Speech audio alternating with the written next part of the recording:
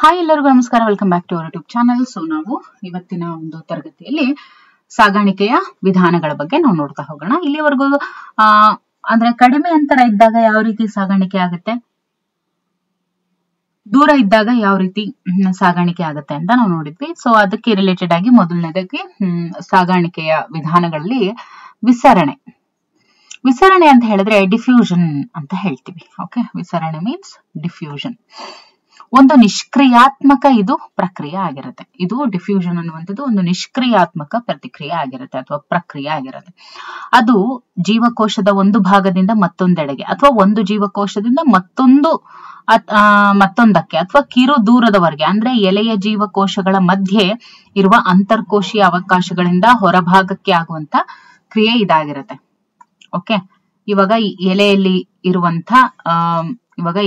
ಇರುವಂತ ಸೆಲ್ಸ್ ಏನಿರುತ್ತಲ್ವಾ, ಅದ್ರೊಳಗಡೆ ಅಂದ್ರೆ ಆ ಜೀವಕೋಶಗಳ ಅಲ್ಲಿ ಏನು ಜೀವಕೋಶಗಳು ಇರುತ್ತಲ್ವಾ, ಆ ಜೀವಕೋಶಗಳ ಮಧ್ಯೆ ಇರುವಂತ ಅಂತರ್ಕೋಶೀಯ ಅವಕಾಶಗಳಿಂದ ಹೊರಭಾಗಕ್ಕೆ ಆಗುವಂತಹ ಪ್ರಕ್ರಿಯೆ ಈ ವಿಸರಣೆ ಆಗಿರುತ್ತೆ. ವಿಸರಣೆಯಲ್ಲಿ ಅಣುಗಳು ಗೊತ್ತು ಗುರಿ ಇಲ್ಲದೆ ಇರುವಂತಹ ವಿಧಾನದಲ್ಲಿ ಚಲಿಸ್ತವೆ. ಈಗ ಫಾರ್ ಎಕ್ಸಾಂಪಲ್ ನಾವ್ ಇವಾಗ ಊದಿನ ಕಡ್ಡಿ ಹಚ್ಚಿದಾಗ ಯಾವ ರೀತಿ ಯಾವ ದಿಕ್ಕಿಗೆ ಬೇಕೋ ಆ ದಿಕ್ಕಿಗೆ ಯಾದೃಚ್ಛಿಕವಾಗಿ ಹೇಗೆ ನಾವು ಮೂಮೆಂಟ್ ಅನ್ನ ನಾವು ನೋಡ್ತೀವೋ ಅದೇ ತರ ಗೊತ್ತು ಗುರಿ ಇಲ್ಲದೆ ಇರುವಂತಹ ವಿಧಾನದಲ್ಲಿ ಅವು ಚಲಿಸ್ತವೆ. ಇದರ ನಿವ್ವಳ ಫಲಿತಾಂಶ ಏನಾಗಿರುತ್ತೆ? ಇದರ ಒಂದು ನಿವ್ವಳ ಫಲಿತಾಂಶ ಏನು ಅಂತ ಹೇಳಿದ್ರೆ, ವಸ್ತುಗಳು ಹೆಚ್ಚಿನ ಸಾರತೆಯ ಪ್ರದೇಶದಿಂದ ಕಡಿಮೆ ಸಾರತೆಯ ಪ್ರದೇಶಕ್ಕೆ ನಿರ್ದಿಷ್ಟ ಗೊತ್ತು ಗುರಿ ಇಲ್ಲದೆ ಯಾದೃಚ್ಛಿಕವಾಗಿ ಚಲಿಸ್ತವೆ. ವಸ್ತುಗಳು ಯಾವಾಗ್ಲೂ ಹೆಚ್ಚಿನ ಸಾಂದ್ರತೆ, ಓಕೆ, ಹೈಯರ್ ಡೆನ್ಸಿಟಿಯಿಂದ ಲೋಯರ್ ಡೆನ್ಸಿಟಿಗೆ ಗೊತ್ತು ಗುರಿ ಇಲ್ಲದೇನೆ ಅದು ಯಾದೃಚ್ಛಿಕವಾಗಿ ಎರ್ರಬೆರ್ರಿ ಚಲಿಸುತ್ತೆ ಅಂತ. ಓಕೆ, ಇನ್ನು ವಿಸರಣೆಯ ವಿಧಾನವು ನಿರ್ದಿಷ್ಟ ಕ್ರಿಯೆ ಆಗಿರುತ್ತೆ. ವಿಸರಣೆ ಏನಿರುತ್ತೆ, ಇದು ಒಂದು ನಿರ್ದಿಷ್ಟ ಕ್ರಿಯೆ ಆಗಿರುತ್ತೆ. ಅದು ಎಂದೂ ಜೈವಿಕ ವ್ಯವಸ್ಥೆಯ ಮೇಲೆ ಅವಲಂಬಿತವಾಗಿರೋದಿಲ್ಲ. This is very important. ಏನಿದ್ರಲ್ಲಿ ಇಂಪಾರ್ಟೆಂಟ್ ಅಂತ ಹೇಳಿದ್ರೆ, ಡಿಫ್ಯೂಷನ್ ಅನ್ನುವಂಥದ್ದು ಯಾವತ್ತೂ ಕೂಡ ಜೈವಿಕ ವ್ಯವಸ್ಥೆ ಮೇಲೆ ಅವಲಂಬಿತ ಆಗಿರಲ್ಲ. This is the very important point.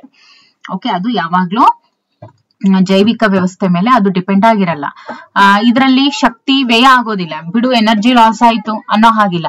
ಅನಿಲಗಳಲ್ಲಿ ಮತ್ತು ದ್ರವಗಳಲ್ಲಿ ವಿಸರಣೆಯು ನಿಸ್ಸಂಶಯವಾಗಿದ್ದು ಘನವಸ್ತುಗಳಲ್ಲಿನ ವಿಸರಣೆಯ ಸಾಧ್ಯತೆಗಿಂತ ಹೆಚ್ಚಾಗಿರುತ್ತೆ. ಓಕೆ ನೋಡಿ, ಅನಿಲಗಳಲ್ಲಿ ಮತ್ತು ದ್ರವಗಳಲ್ಲಿ ಅದು ನಿಸ್ಸಂದೇಹವಾಗಿ ಅದು ಒಂಥರ ಬೈ ಬರ್ತ್ ಹಂಗೆ ಅಂತಾರಲ್ಲ, ಸೊ ಆತರ ಅನಿಲಗಳಲ್ಲಿ ಮತ್ತೆ ದ್ರವಗಳಲ್ಲಿ ಡಿಫ್ಯೂಷನ್ ಯಾವಾಗ್ಲೂ ಇರುತ್ತೆ. ಬಟ್ ಘನವಸ್ತುಗಳಲ್ಲಿ ಏನಾಗಿರುತ್ತೆ, ವಿಸರಣೆ ಸಾಧ್ಯತೆಗಿಂತನೂ ಹೆಚ್ಚಾಗಿರುತ್ತೆ, ವಿಸರಣೆಯ ಸಾಧ್ಯತೆಗಿಂತನೂ ಹೆಚ್ಚಿರುತ್ತೆ.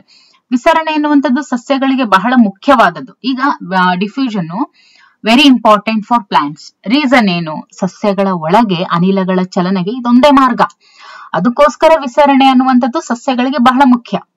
ವಿಸರಣೆ ಯಾಕೆ ಇಂಪಾರ್ಟೆಂಟ್, ಏನಕ್ಕೆ ಕೊಟ್ರು ನಮ್ಗೆ ವಿಸರಣೆನ ನಾವ್ ಯಾಕೆ ಸ್ಟಡಿ ಮಾಡ್ಬೇಕು ಅಥವಾ ವಿಸರಣೆ ಬಗ್ಗೆ ನಾವ್ ಯಾಕೆ ತಿಳ್ಕೋಬೇಕು ಪ್ಲಾಂಟ್ ಫಿಸಿಯಾಲಜಿಯಲ್ಲಿ ಅಂತ ಹೇಳಿದ್ರೆ, ಸಸ್ಯಗಳ ಒಳಗೆ ಅನಿಲಗಳ ಚಲನೆಗೆ ಇರುವಂತಹ ಏಕೈಕ ಮಾರ್ಗ ಬಂದ್ಬಿಟ್ಟು ದಟ್ ಇಸ್ ವಿಸರಣೆ. ಅದಕ್ಕೋಸ್ಕರ ಇನ್ನು ಸಾರತೆಯ ಪ್ರವಣತೆ, ಅವುಗಳನ್ನ ಬೇರ್ಪಡಿಸುವ ಪೊರೆಯ ಗುಣ, ಉಷ್ಣತೆ, ಒತ್ತಡಗಳು ವಿಸರಣೆಯ ದರಗಳ ಮೇಲೆ ಪರಿಣಾಮ ಬೀರುತ್ತೆ. ಓಕೆ, ಸಾರತೆಯ ಪ್ರವಣತೆ, ಓಕೆ, ಸಾರತೆಯ ಪ್ರವಣತೆ, ಅವುಗಳನ್ನ ಬೇರ್ಪಡಿಸುವ ಪೊರೆಯ ಗುಣ, ಆಮೇಲೆ ಉಷ್ಣತೆ, ಒತ್ತಡಗಳು ವಿಸರಣೆಯ ದರಗಳ ಮೇಲೆ ಪರಿಣಾಮವನ್ನ ಬೀರುತ್ತೆ. ಈಗ ನೋಡೋಣ ಪ್ರವರ್ಧಿತ ವಿಸರಣೆ. ಏನಿದು ಪ್ರವರ್ಧಿತ ವಿಸರಣೆ? ಈ ಮೊದಲೇ ತಿಳಿಸಿರುವಂತೆ ವಿಸರಣೆ ಕ್ರಿಯೆ ನಡೆಯಬೇಕು ಅಂದ್ರೆ ಪ್ರವಣತೆ ಇರಲೇಬೇಕು. ಓಕೆ, ಅಲ್ಲಿ ವಿಸರಣೆ ನಡಿಬೇಕು ಅಂತ ಹೇಳಿದ್ರೆ, ಅಂದ್ರೆ ಡಿಫ್ಯೂಷನ್ ನಡಿಬೇಕು ಅಂದ್ರೆ ಅಲ್ಲಿ ಪ್ರವಣತೆ ಇರಲೇಬೇಕು. ವಿಸರಣೆಯ ದರವು ವಸ್ತುಗಳ ಗಾತ್ರದ ಮೇಲೆ ಅವಲಂಬಿತವಾಗಿರುತ್ತೆ. ವಿಸರಣೆಯ ದರ, ಡಿಫ್ಯೂಷನ್ ರೇಟ್ ಅಂತ ನಾವೇನ್ ಕರಿತೀವಿ, ಅದು ವಸ್ತುಗಳ ಗಾತ್ರದ ಮೇಲೆ ಅದು ಡಿಪೆಂಡ್ ಆಗಿರುತ್ತೆ. ಸಣ್ಣ ವಸ್ತುಗಳು ವೇಗವಾಗಿ ತುಂಬಾ ಫಾಸ್ಟ್ ಆಗಿ ಡಿಫ್ಯೂಷನ್ಗೆ ಒಳಗಾದ್ರೆ, ಅಂದ್ರೆ ಸಣ್ಣ ವಸ್ತುಗಳು ತುಂಬಾ ವೇಗವಾಗಿ ವಿಸರಣೆಗೊಳ್ತವೆ. ಯಾವುದೇ ವಸ್ತುವು ಪೊರೆಯ ಮೂಲಕ ವಿಸರಣೆಯಾಗುವ ಶಕ್ತಿ, ಅವುಗಳು ಕೊಬ್ಬಿನಾಂಶದಲ್ಲಿ ಕರಗುವಿಕೆಯ ಗುಣದ ಮೇಲೂ ಕೂಡ ಅವಲಂಬಿತವಾಗಿರ್ತವೆ. ಅಂದ್ರೆ ಯಾವುದೇ ಒಂದು ವಸ್ತು ತಗೊಳ್ಳಿ, ಪೊರೆಯ ಮೂಲಕ ವಿಸರಣೆ ಆಗುವಂತಹ ಶಕ್ತಿ ಅದು ಒಳಗೊಂಡಿರುತ್ತೆ. ಓಕೆ, ಯಾವುದೇ ಒಂದು ವಸ್ತುವನ್ನ ತಗೊಂಡಾಗ ಪೊರೆಯ ಮೂಲಕ ವಿಸರಣೆಯಾಗುವ ಶಕ್ತಿ, ಆಮೇಲೆ ಅವುಗಳು ಕೊಬ್ಬಿನಾಂಶದಲ್ಲಿ ಕರಗುವಿಕೆಯ ಗುಣದ ಮೇಲೂ ಕೂಡ ಅದು ಅವಲಂಬಿತ ಆಗಿರುತ್ತೆ.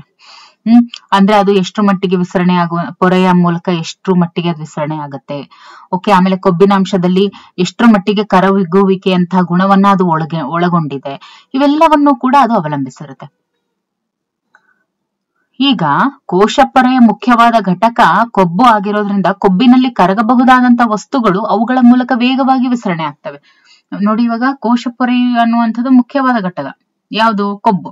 ಕೋಶಪೊರೆಯ ಮುಖ್ಯವಾದ ಘಟಕ ಕೊಬ್ಬಾಗಿರುತ್ತೆ. ಸೊ ಕೊಬ್ಬಿನಲ್ಲಿ ಕರಗಬಹುದಾದಂತಹ ವಸ್ತುಗಳು ಅವುಗಳ ಮೂಲಕ ವೇಗವಾಗಿ ವಿಸರಣೆ ಆಗ್ತವೆ.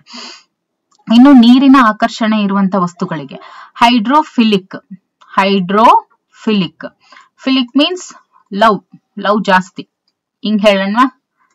ಎಸ್, ಲವ್ ಜಾಸ್ತಿ. ಫಿಲಿಕ್ ಅಂತ ಹೇಳಿದ್ರೆ ಲವ್. ಓಕೆ, ಅಂದ್ರೆ ಆಕರ್ಷಣೆ ಜಾಸ್ತಿ, ಅಟ್ರಾಕ್ಷನ್ ಜಾಸ್ತಿ ಅಂತ. ಓಕೆ, ನೀರಿನ ಆಕರ್ಷಣೆ ಇರುವಂತಹ ವಸ್ತುಗಳಿಗೆ ಪೊರೆಯ ಮೂಲಕ ವಿಸರಣೆ ಆಗುವುದು ಕಷ್ಟ ಆಗುತ್ತೆ. ಓಕೆ, ಇವಾಗ ನೀರಿನ ಆಕರ್ಷಣೆ ಇರುವಂತಹ ವಸ್ತುಗಳಿಗೆ ಹೈಡ್ರೋಫಿಲಿಕ್ ಸಬ್ಸ್ಟೆನ್ಸಸ್ಗೆ ಪೊರೆಯ ಮೂಲಕ ಅಂದ್ರೆ ಕೋಶ ಪೊರೆಯ ಮೂಲಕ ವಿಸರಣೆ ಆಗೋದು ಕಷ್ಟ ಆಗುತ್ತೆ. ಅದಕ್ಕೋಸ್ಕರ ಅವುಗಳ ಚಲನೆಯನ್ನ ಸುಗಮಗೊಳಿಸಬೇಕಾಗಿರುತ್ತೆ. ಪೊರೆಯಲ್ಲಿರುವಂತಹ ಪ್ರೋಟೀನ್ಗಳು ಇಂಥ ಅಣುಗಳಿಗೆ ಪೊರೆಯ ಮೂಲಕ ಚಲಿಸೋದಕ್ಕೆ ಅವಕಾಶ ಒದಗಿಸಬೇಕಾಗತ್ತೆ. ಪೊರೆಯಲ್ಲಿ ಇರುವಂತಹ ಪ್ರೋಟೀನ್ಗಳು ಅಂದ್ರೆ ಕೋಶ ಪೊರೆಯಲ್ಲಿ ಕೆಲವೊಂದಷ್ಟು ಪ್ರೋಟೀನ್ಗಳು ಇರ್ತವೆ.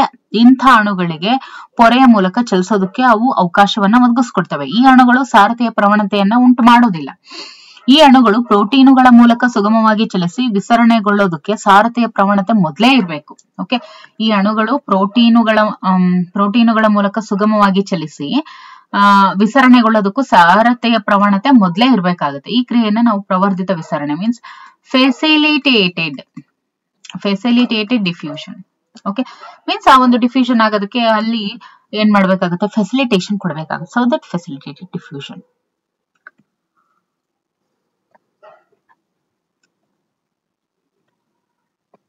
ಸೊ ಈ ಒಂದು ಫೆಸಿಲಿಟೇಟೆಡ್ ಡಿಫ್ಯೂಷನ್ ಏನಾಗುತ್ತೆ ಅಂತ ನೋಡೋದಾದ್ರೆ ಇಲ್ಲಿ ನೋಡಿ ಯಾವ ರೀತಿ ಆಗಿದೆ ಅಂತ ಹೇಳಿ. ಇದು ಸಾಗಾಣಿಕೆ ಪ್ರೋಟೀನ್ ಆಗಿರುತ್ತೆ. ಇದು ಸಾಗಣೆಯಾದಂತಹ ಅಣು. ಇದು ಜೀವಕೋಶದ ಒಳಭಾಗ. ಇದು ಜೀವಕೋಶದ ಒಟ್ಟಾರೆ ಒಳಭಾಗ. ಇದು ಜೀವಕೋಶದ ಹೊರಭಾಗ. ಇದು ಒಳಭಾಗ, ಇದು ಹೊರಭಾಗ. ಓಕೆ, ಇದು ಒಳಭಾಗ. ಇಲ್ಲೇನ್ ಕಾಣ್ತಾ ಇದೆಯಲ್ಲ ಇವು ಹೊರಭಾಗ. ಇವು ಏನಿದಾವಲ್ಲ ಇವು ಸಾಗಣೆಯಾದಂತಹ ಅಣುಗಳಿವು. ಓಕೆ, ಪ್ರವರ್ಧಿತ ವಿಸರಣೆಯಲ್ಲಿ ಏನಾಗುತ್ತೆ? ವಿಶೇಷ ಪ್ರೋಟೀನ್ಗಳು. ಪ್ರವರ್ಧಿತ ವಿಸರಣೆಯಲ್ಲಿ ಏನಾಗುತ್ತೆ? ವಿಶೇಷ ಪ್ರೋಟೀನ್ಗಳು ಎಟಿಪಿ ಶಕ್ತಿಯ ವ್ಯಯ ಇಲ್ಲದೆ ಅಂದ್ರೆ ವಿತೌಟ್ ಯೂಸಿಂಗ್ ಎಟಿಪಿ ಪೊರೆಯ ಮೂಲಕ ವಸ್ತುಗಳು ಚಲಿಸೋದಕ್ಕೆ ಸಹಾಯ ಮಾಡ್ತವೆ. ಇದರಲ್ಲಿ ಪ್ರವರ್ಧಿತ ವಿಸರಣೆಯಲ್ಲಿ ಅಂದ್ರೆ ಏನು? ಫೆಸಿಲಿಟೇಟೆಡ್ ಡಿಫ್ಯೂಷನ್ ಅಲ್ಲಿ. ಪ್ರವರ್ಧಿತ ವಿಸರಣೆಯು ವಸ್ತುಗಳು ಕಡಿಮೆ ಸಾರತೆಯಿಂದ ಹೆಚ್ಚಿನ ಸಾರತೆಯ ಕಡೆಗೆ ನಿವ್ವಳ ಚಲನೆ ಉಂಟು ಮಾಡೋದಕ್ಕೆ ಕಾರಣ ಆಗೋದಿಲ್ಲ. ಯಾಕೆ ಕಾರಣ ಆಗೋದಿಲ್ಲ? ಕ್ರಿಯೆಗೆ ಶಕ್ತಿ ಅಗತ್ಯ ಇರುತ್ತೆ, ಅದಕ್ಕೋಸ್ಕರ. ಎಲ್ಲಾ ಸಾಗಾಣಿಕೆ ಪ್ರೋಟೀನುಗಳ ಬಳಕೆಯಿಂದ ಸಾಗಾಣಿಕೆಯ ಮಟ್ಟವು ಗರಿಷ್ಠ ಮಟ್ಟಕ್ಕೆ ಅಥವಾ ಆರ್ದ್ರತೆಯನ್ನ ತಲುಪೋದು. ಇನ್ನು ಪ್ರವರ್ಧಿತ ವಿಸರಣೆಯು ಅತ್ಯಂತ ನಿರ್ದಿಷ್ಟವಾಗಿರುತ್ತೆ. ಇದು ವಸ್ತುಗಳ ಚಲನೆಯಲ್ಲಿ ಜೀವಕೋಶಕ್ಕೆ ಚಲಿಸುವ ವಸ್ತುಗಳನ್ನ ಆಯ್ಕೆ ಮಾಡೋದಕ್ಕೆ ಅವಕಾಶ ನೀಡುತ್ತೆ. ಓಕೆ, ಇನ್ನು ಪ್ರೋಟೀನುಗಳಲ್ಲಿರುವಂತಹ ಪಾರ್ಶ್ವ ಸರಪಳಿಗಳೊಂದಿಗೆ ಪ್ರತಿಕ್ರಿಯಿಸುವಂತಹ ನಿರ್ಬಂಧಕಗಳಿಗೆ ಇವು ಸೂಕ್ಷ್ಮ ಸಂವೇದನೆಯನ್ನ ಹೊಂದಿರ್ತವೆ. ಅಣುಗಳು ಪೊರೆಯ ಮುಖಾಂತರ ಹಾದು ಹೋಗೋದಕ್ಕೆ ಪ್ರೋಟೀನುಗಳು ಕಾಲುವೆಯನ್ನ ಹೊಂದಿರ್ತವೆ. ನೋಡಿ, ಅಣುಗಳು ಪೊರೆಯ ಮೂಲಕ ಹಾದು ಹೋಗೋದಕ್ಕೆ ಇದು ಒಂದು ಪೊರೆ ಅಂತ ಇಟ್ಕೊಳ್ಳಿ. ಇದೇನಿದೆ ಇದು ಪೊರೆ. ಓಕೆ, ಸೊ ಪೊರೆಯ ಮುಖಾಂತರ ಹಾದು ಹೋಗೋದಕ್ಕೆ ಇಲ್ಲಿ ನೋಡಿ ಇದು ಒಂದು ಪ್ರೋಟೀನ್. ಇದು ಯಾವ ರೀತಿ ಹಾದು ಹೋಗೋದಕ್ಕೆ ಕಾಲುವೆಗಳನ್ನ ಒಳಗೊಂಡಿರ್ತವೆ. ಅವುಗಳಲ್ಲಿ ಕೆಲವು ಕಾಲುವೆಗಳು ಯಾವಾಗ್ಲೂ ತೆರೆದಿದ್ರೆ ಇನ್ನು ಕೆಲವೊಂದವು ಏನಾಗಿರ್ತವೆ? ನಿಯಂತ್ರಣಕ್ಕೆ ಒಳಪಟ್ಟಿರ್ತವೆ. ಕೆಲವು ಪ್ರೋಟೀನ್ಗಳು ಕೆಲವು ಕಾಲುವೆಗಳು ಯಾವಾಗ್ಲೂ ತೆರೆದಿದ್ರೆ ಇನ್ ಕೆಲವಂತವು ತುಂಬಾ ಕಂಟ್ರೋಲ್ಗೆ ಒಳಪಟ್ಟಿರ್ತವೆ.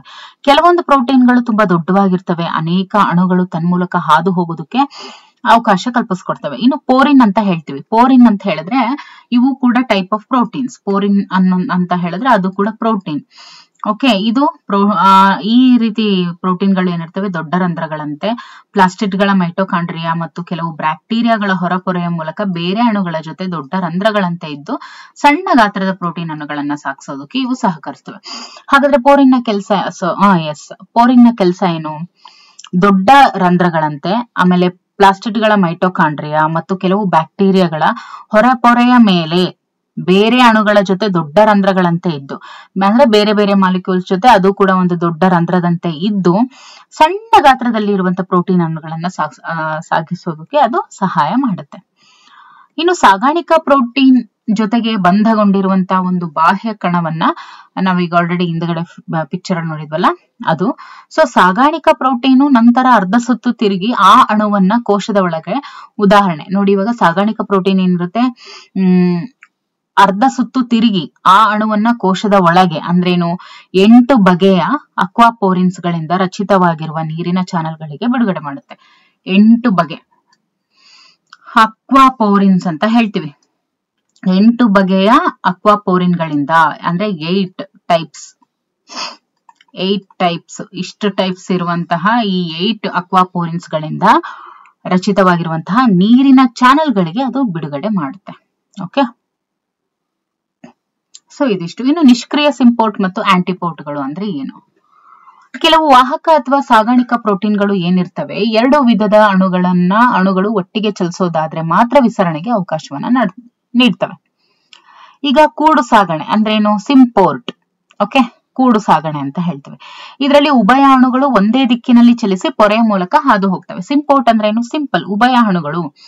ಈಗ ಸಿಂಬಯೋಟಿಕ್ ಅಂತ ಹೇಳ್ತೀವಿ, ಸಿಂಪೋರ್ಟ್.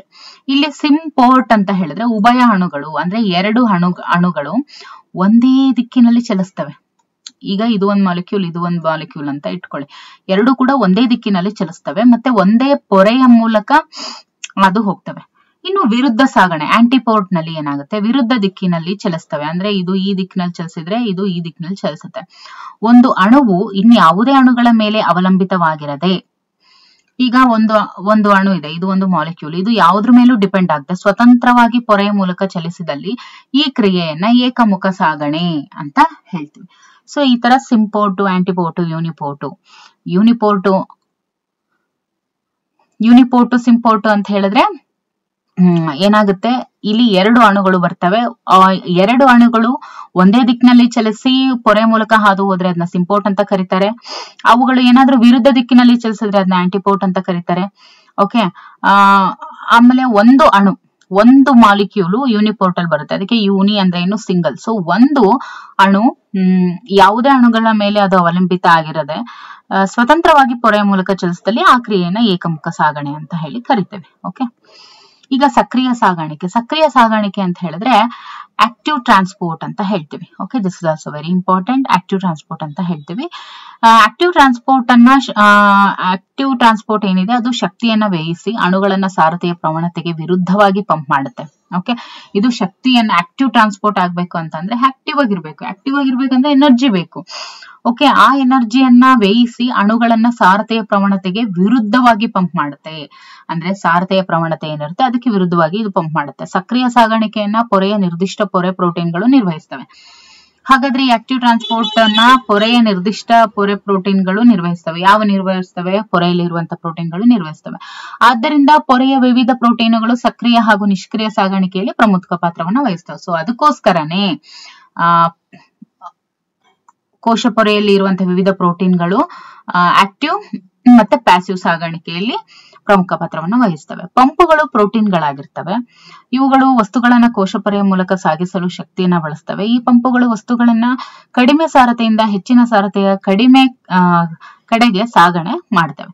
ಎಲ್ಲಾ ಸಾಗಾಣಿಕೆ ಪ್ರೋಟೀನ್ಗಳು ಸಾಗಣೆಯಲ್ಲಿ ಬಳಕೆ ಆದಾಗ ಅಥವಾ ಪರ್ಯಾಪ್ತಗೊಂಡಾಗ ಸಾಗಾಟ ದರ ಏನಾಗುತ್ತೆ? ಮ್ಯಾಕ್ಸಿಮಮ್ ಆಗುತ್ತೆ. ನೋಡಿ, ಈಗ ಎಲ್ಲಾ ಸಾಗಾಣಿಕೆ ಪ್ರೋಟೀನ್ಗಳು ಸಾಗಣೆಯಲ್ಲಿ ಬಳಕೆ ಆದಾಗ, ಈಗ ಎಲ್ಲಾ ಸಾಗಾಣಿಕೆ ಪ್ರೋಟೀನ್ಗಳು ಯಾವೆಲ್ಲ ಟ್ರಾನ್ಸ್ಪೋರ್ಟಬಲ್ ಪ್ರೋಟೀನ್ಸ್ ಇರ್ತವೆ ಅವೆಲ್ಲವೂ ಕೂಡ ಬಳಕೆ ಆದಾಗ ಅಥವಾ ಪರ್ಯಾಪ್ತಗೊಂಡಾಗ ಸಾಗಾಟ ದರ ಏನಾಗುತ್ತೆ?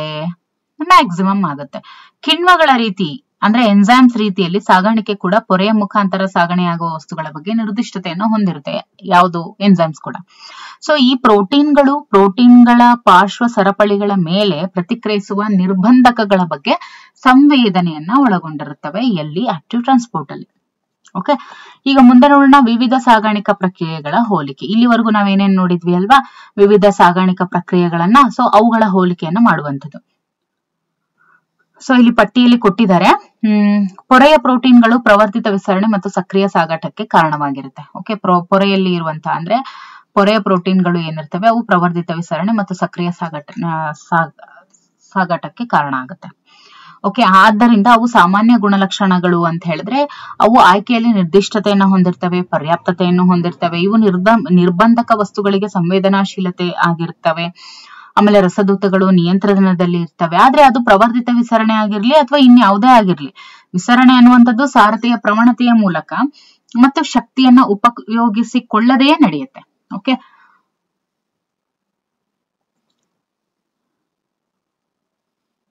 ಸೊ ಪ್ರವರ್ಧಿತ ವಿಸರಣೆ ಆಗಿರ್ಲಿ ಅಥವಾ ಇನ್ಯಾವುದೇ ಆಗಿರ್ಲಿ, ವಿಸರಣೆ ಅನ್ನುವಂಥದ್ದು ಸಾರತೆಯ ಪ್ರವಣತೆಯ ಮೂಲಕ ಮತ್ತು ಶಕ್ತಿಯನ್ನ ಉಪಯೋಗಿಸಿಕೊಳ್ಳದೆ ನಡೆಯುತ್ತೆ. ನೋಡಿ, ಈಗ ಡಿಫ್ಯೂಷನ್ ಅಂತ ಬಂದಾಗ ಟೈಪ್ಸ್ ನಾವು ನೋಡಿದ್ವಿ. ಡಿಫ್ಯೂಷನ್ ಅಲ್ಲಿ ಪ್ರವರ್ಧಿತ ವಿಸರಣೆ.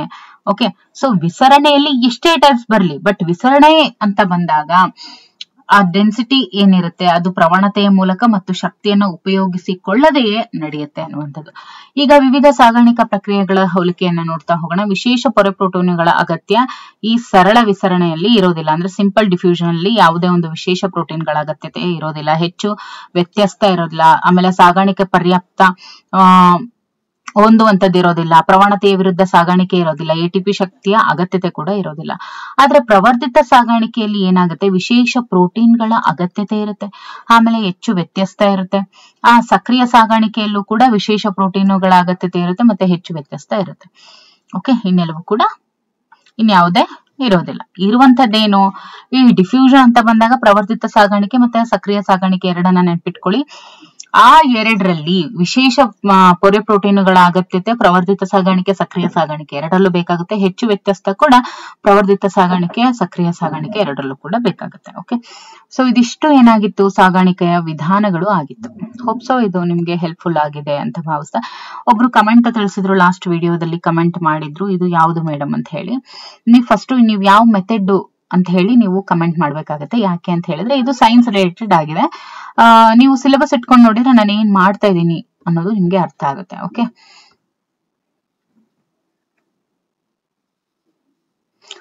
ಟಿಇಟಿಗೆ ಹೊಸಬ್ರಾಗಿದ್ರೆ ಈಗ TET new syllabus, updated syllabus ಏನಿದೆ ಅದನ್ನ ನೀವು ರೆಫರ್ ಮಾಡಿ.